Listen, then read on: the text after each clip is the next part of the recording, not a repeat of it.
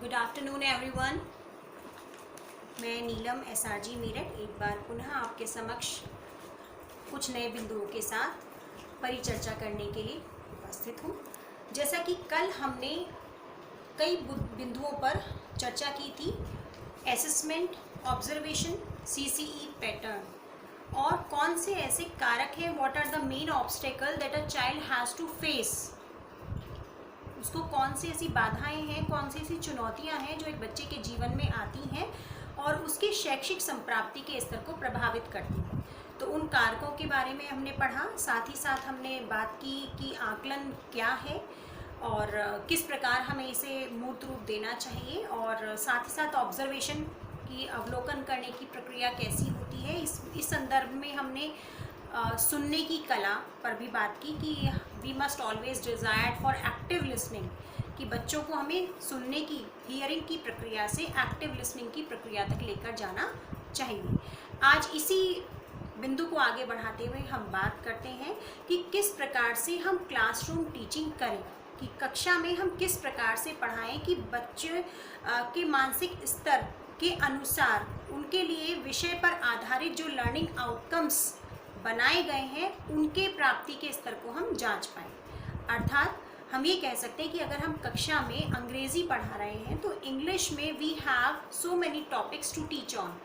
तो मान लीजिए इसमें हम बच्चे को पिक्चर कॉम्पोजिशन, चित्रों के माध्यम से हम उसे वाक्य की संरचना करना सिखा रहे हैं, तो ऐसे में हमारा लर्निंग आउटकम होगा कि बच्चे का सूक्ष्म अवलोकन करने की उसमें योग्यता विकसित हो जाए, वो माइन्यूट ऑब्जर्वेशन कर पाए और वो पिक्चर्स जैसी ड्रॉ की गई हैं उन पिक्चर्स को रिकॉल करे और उनको ड्रॉ करे। अगर बच्चा सेम ऐसी ही पिक्चर को ड्रॉ कर पाता है तो हम कहेंगे कि हाँ, बच्चे का जो माइन्यूट ऑब्जर्वेशन स्किल है वो डेवलप्ड है, कि वो सूक्ष्म निरीक्षण या अवलोकन करने की जो उसकी क्षमता है वो उचित है।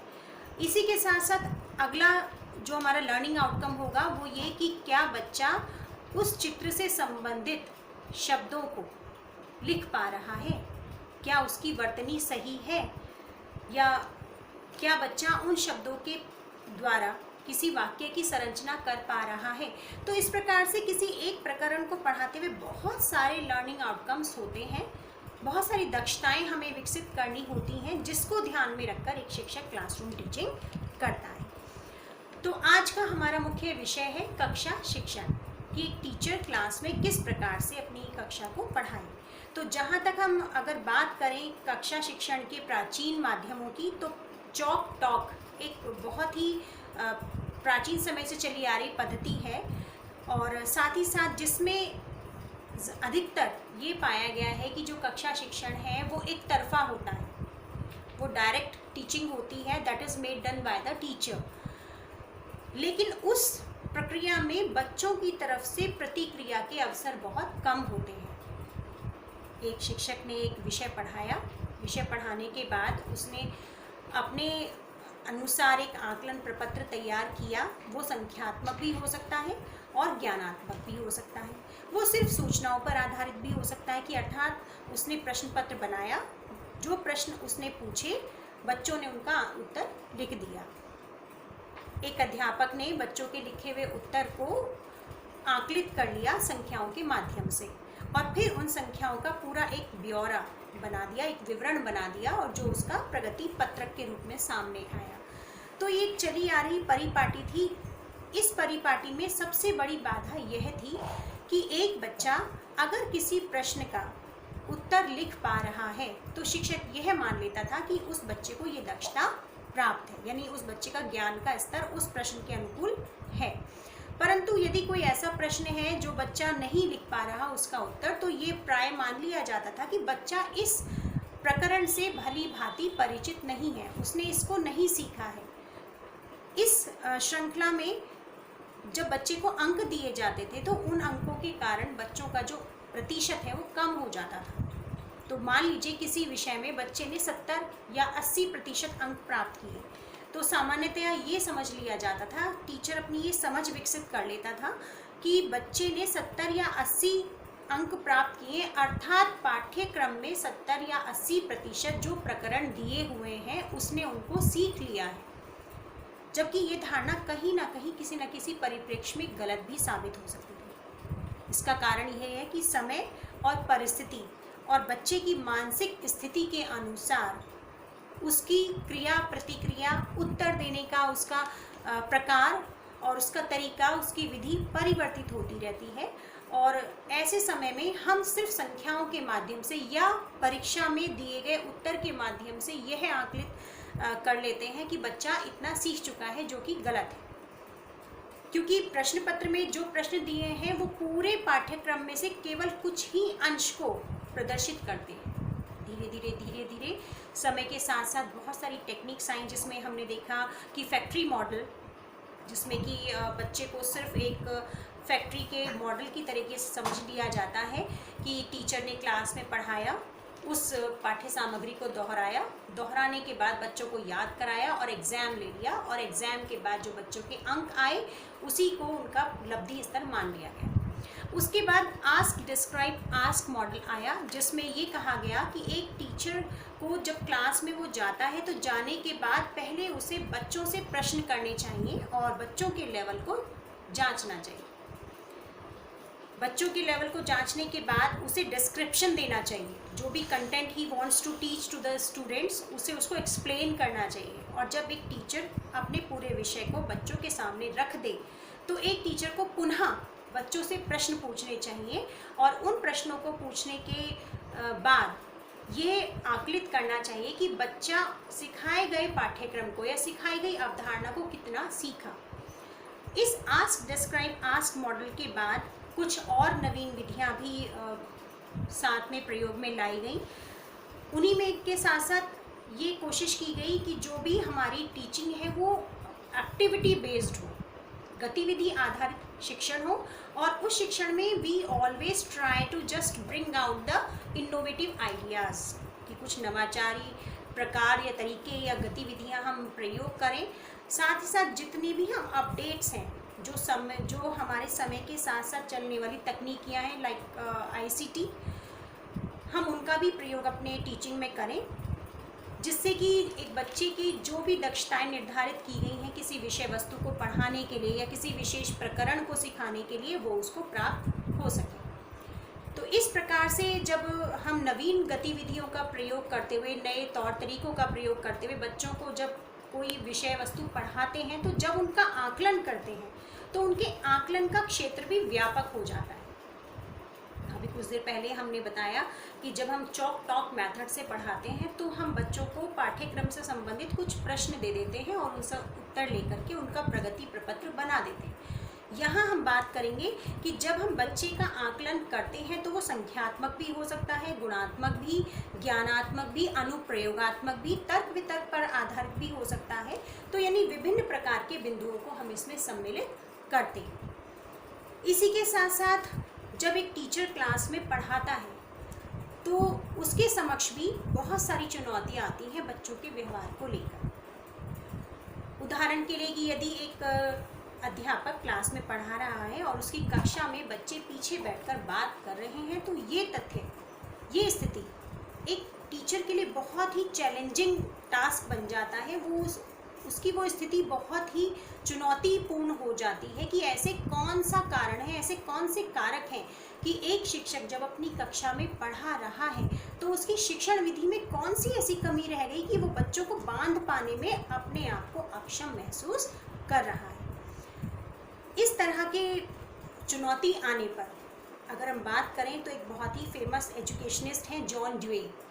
तो जॉन ड्यूई ने कहा है कि जब कक्षा शिक्षण के दौरान एक शिक्षक के सामने ऐसी चुनौती आती है तो उसके समक्ष उस चुनौती को पार करने का मार्ग बनता है। अगर एक शिक्षक बहुत क्रिएटिव है और वो बच्चों के हित को लेकर बहुत कंसर्न है तो वो हमेशा ये प्रयास करता है कि जो भी चुनौती उसके सामने आ रही है वो उस चुनौती से पार पाने का प्रयास करे।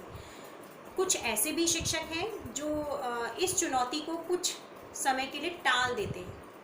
तो यहाँ हम बात करें अगर, तो एक और एजुकेशनिस्ट हैं शॉन।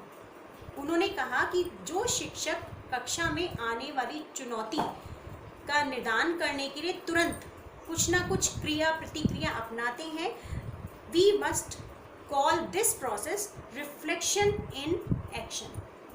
अर्थात कि जैसे ही कोई उसके सामने क्रिया हुई, उन्होंने तुरंत प्रतिक्रिया की। अब वो प्रतिक्रिया पॉजिटिव भी हो सकती है और नेगेटिव भी हो सकती है।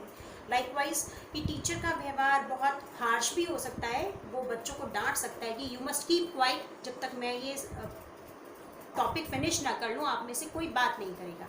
या टीचर उस समय उस चीज़ को अवॉइड कर देता है, लेकिन क्लास के बाहर जाकर वो उन सब बिंदुओं पर सोचता है कि आज मेरी क्लास में क्या हुआ, मुझे किस कार्य में बाधा आई। और जब वो उस बाधा को पहचान लेता है और उसके बाद एक निश्चित योजना बनाता है और उस योजना को कक्षा में अप्लाई भी करता है, तो इस चीज़ को हम कहते हैं रिफ्लेक्शन ऑन एक्शन।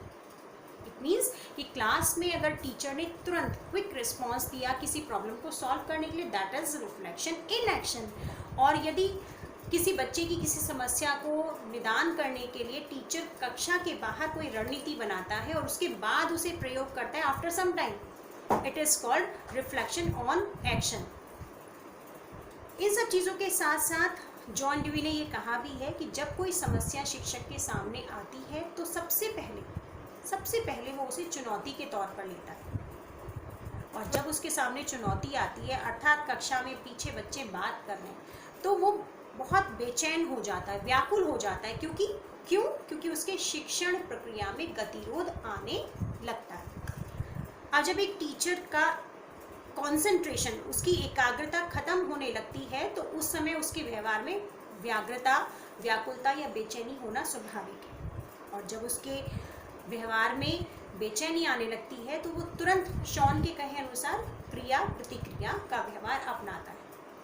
इस स्थिति में जब वो कक्षा से बाहर जाकर उस समस्या के बारे में सोचता है, तब ये कहा जाता है कि उसने आपसी समझ बना ली है उस समस्या को लेकर। जब हमें प्रॉब्लम पता चल गई, तो प्रॉब्लम पता चलने के बाद हम क्या करते हैं, हम उसमें बौद्धिक मंथन करते हैं। हम विभिन्न बिंदुओं पर सोच विचार करते हैं और सोच विचार करने के बाद हम किसी निष्कर्ष पर पहुंचते हैं और फिर हम प्लानिंग करते हैं। This planning we can say hypothesis, कि जब हम एक प्लानिंग करते हैं तो हम उस हाइपोथेसिस को बच्चे की स्थिति परिस्थिति को ध्यान में रखते हुए बनाते हैं, साथ ही साथ उसमें शिक्षक की स्थिति परिस्थिति को भी समाहित किया जाता है। जब ये हाइपोथेसिस बन जाती है और हम उसे क्लास में अप्लाई करने लगते हैं, तो अप्लाई करने से पहले हम अपने साथी गणों के द्वारा, किसी बैठक के द्वारा या किसी मित्र से परामर्श लेकर के हम तर्क वितर्क करते हैं, हम आर्ग्यूमेंट करते हैं कि क्या ये हाइपोथेसिस मेरी क्लास के लिए बेनिफिशियल है या नहीं। तर्क वितर्क की अवस्था को क्रॉस करने के बाद, पार करने के बाद जब हम और आगे बढ़ते हैं, तब हम कक्षा में प्रवेश करते हैं अपनी बनाई हुई उस परिकल्पना को जांचने के लिए। और अगर वो परिकल्पना हमारी सफल हो जाती है, अर्थात कि हमारे उस प्रयोग के द्वारा बच्चे कक्षा शिक्षण के दौरान बात करना बंद कर देते हैं, तब हम ये मानते हैं कि एक शिक्षक अपनी चुनौती को निदानित करने में सफल हुआ। और यदि वो शिक्षक अपनी उस हाइपोथेसिस या उस परिकल्पना को कक्षा में परीक्षण करने के बाद असफल पाता है, तो पुनः उसके सामने एक नई चुनौती आ जाती है। तो इस प्रकार हमने जॉन ड्यूई के द्वारा कहे गए 6 स्तरों के बारे में जाना, जो स्तर चिंतन के स्तर कहे जाते हैं। तो एक बार हम दोबारा से हम इसको रिकॉल करते हैं कि चिंतन के कौन कौन से 6 स्तर हैं जो कक्षा शिक्षण के दौरान एक अध्यापक के समक्ष आ जाते हैं। तो इस श्रृंखला में सबसे पहले चुनौती, जैसे ही चुनौती पता चलती है। सेकेंड इज व्याकुलता या बेचैनी या व्यग्रता। तीसरा असली या गहरी समझ बनाना। और चौथा परिकल्पना का निर्माण करना। परिकल्पना निर्माण के बाद 5वां तर्क वितर्क, और तर्क वितर्क के बाद है परिकल्पना परीक्षण। तो इस प्रकार ये 6 ऐसे चरण हैं जो प्रत्येक शिक्षक को अपने कक्षा शिक्षण में प्रयोग करने होते हैं, और हम सभी उसको प्रयोग करते हैं और उसके बाद पुनः वही प्रक्रिया चलती रहती है जब तक कि हमारी मुख्य समस्या का निदान नहीं हो जाता। तो यहाँ हमने बात की कि चिंतन के 6 स्तर कौन से हैं जॉन ड्यूई के अनुसार, जो क्लासरूम टीचिंग में बहुत इफेक्टिव हो सकते हैं। साथ ही साथ हमने शॉन के बारे में भी बात की कि उन्होंने रिफ्लेक्शन इन एक्शन और रिफ्लेक्शन ऑन एक्शन का भी प्रयोग बताया कि हम क्लासरूम में किस प्रकार से करते हैं। तो ये सब व्यवहारवादी अवधारणाएं हैं जो हमारे मानवीय व्यवहार को परिलक्षित करती हैं। अब बात आती है कि जब लर्निंग हम क्लासरूम टीचिंग कर रहे हैं तो कक्षा में पढ़ाते समय सबसे पहले एक टीचर का ध्यान किस पर होता है? तो इसमें सबसे मुख्य है पाठ्यक्रम, कि पाठ्यक्रम हमारा कैसा है और हम उस पाठ्यक्रम को बच्चों तक कैसे संप्रेषित कर रहे हैं। क्या हम उस पूरे सिलेबस को इन अ होल यानी संपूर्ण रूप से एक साथ देने का प्रयास कर रहे हैं, या हम उसको कंटेंट वाइज और सब कंटेंट वाइज उसको डिसाइड करके पढ़ा रहे हैं बच्चों के कंफर्ट जोन के अनुसार, कि बच्चों के मानसिक स्तर को, उनकी रुचि को, उनके योग्यता को, उनकी क्षमता को, उनके कौशल को, इन सब चीज़ों को ध्यान में रखते हुए अगर हम अपने पाठ्यक्रम को छोटे छोटे टुकड़ों में बांट करके बच्चों को पढ़ाएं तो वो ज़्यादा प्रभावी होता है और बच्चे उस समय सीमा को ध्यान में रखते हुए अपेक्षाकृत जल्दी अधिगम प्राप्त कर लेते हैं। इसी के साथ साथ कहा जा सकता है कि पाठ्यक्रम के साथ साथ हमें ये भी ध्यान रखना चाहिए कि किस प्रकरण को हम किस विधि के माध्यम से पढ़ाएं कि हमारा लक्ष्य हमें प्राप्त हो सके। इसमें आप गतिविधि का भी प्रयोग कर सकते हैं किसी प्रकरण को पढ़ाने के लिए। प्रयोग, अब गतिविधि, हम सभी के मन में गतिविधि को लेकर एक धारणा बन जाती है कि खेल ही गतिविधि है, कि अगर हमें गतिविधि करानी है तो इसका मतलब कि बच्चों को इकट्ठा किया जाए और उन्हें कोई खेल करा दिया जाए। तो यहाँ गतिविधि का ये तात्पर्य कतई नहीं है और गतिविधि के बारे में हम अगले एपिसोड में बात करेंगे। यहाँ हम सिर्फ इतना समझ लेते हैं कि जब एक कक्षा शिक्षण में एक टीचर क्लास को पढ़ाने जा रहा है तो उसे सबसे पहले पाठ्यक्रम और पाठ्यक्रम का कौन सा प्रकरण पढ़ाना है और कैसे पढ़ाना है, उसकी विधि प्रविधि क्या होगी, इस पर चर्चा करनी बहुत ज़रूरी है। और जिस गतिविधि को वो कराने जा रहा है वो कौन से लर्निंग आउटकम को मूर्त रूप प्रदान करती है, ये भी मुख्य विषय है कि जो भी विषय पढ़ा रहे हैं, जो भी प्रकरण पढ़ा रहे हैं, उससे संबंधित हमारा उद्देश्य क्या है बच्चों को सिखाने का, वही लर्निंग आउटकम है। अगर एक टीचर कुछ पढ़ा रहा है और बच्चे उसके लक्ष्य को प्राप्त कर लेते हैं तो सामान्यतः ये कहा जाएगा कि हाँ, बच्चे ने उस लक्ष्य को प्राप्त कर लिया, अर्थात बच्चा उस विषय में इतना सीख गया, उसका अधिगम इतना उसको मिल गया। इसी के साथ साथ कुछ और चीज़ें हैं कि जैसे हमने कहा कि लर्निंग आउटकम हमें पढ़ाने हैं, तो गवर्नमेंट के द्वारा सभी विद्यालयों में पुस्तक भिजवाई गई थी लर्निंग आउटकम, चार्ट्स भी भेजे गए थे जिसमें विषय से आधारित और प्रकरण से आधारित, बिंदुओं पर आधारित हर प्रकार के लर्निंग आउटकम दिए गए हैं। तो इसी क्रम में प्रेरणा लक्ष्य, प्रेरणा तालिका और प्रेरणा सारणी या सूची भी हमें दी गई है जिसके बारे में हम बाद में बात करेंगे।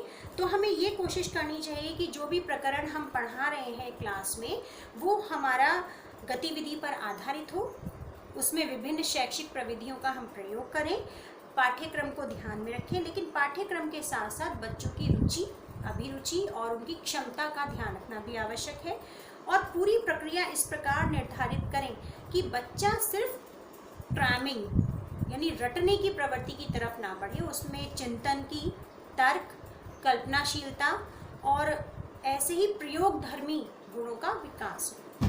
इन सब चीज़ों के साथ साथ हमने बहुत सारी चीज़ें आज पढ़ी हैं, हमने बहुत सारे बिंदुओं पर डिस्कस किया है।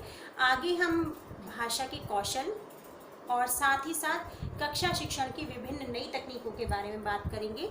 और यहाँ कुछ मुख्य बिंदु हैं जो एक शिक्षक को कक्षा में प्रवेश करने से पहले ध्यान रखने चाहिए कि उसके पास जो प्रकरण पढ़ाने जा रहा है उससे संबंधित उसके पास पूरी तैयारी होनी चाहिए, उसके पास पूरी शिक्षण योजना हो, उसके पास उसकी पाठ योजना हो, साथ ही साथ उसके पास उस पाठ योजना से संबंधित समस्त आवश्यक सामग्री हो, चाहे वो TLM के रूप में हो।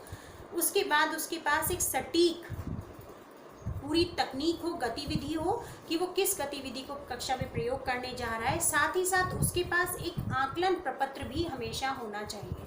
वो आकलन प्रपत्र लिखित में भी हो सकता है और मौखिक भी हो सकता है कि वो बच्चों की क्षमताओं को समय समय पर जांचता रहे। तो क्लासरूम टीचिंग में एक टीचर को किन किन चीज़ों का ध्यान रखना चाहिए, आज हमने इस विषय पर बात की। कल एक नए बिंदु के साथ आपके समक्ष फिर आएंगे। तब तक के लिए thank you, take care, stay safe.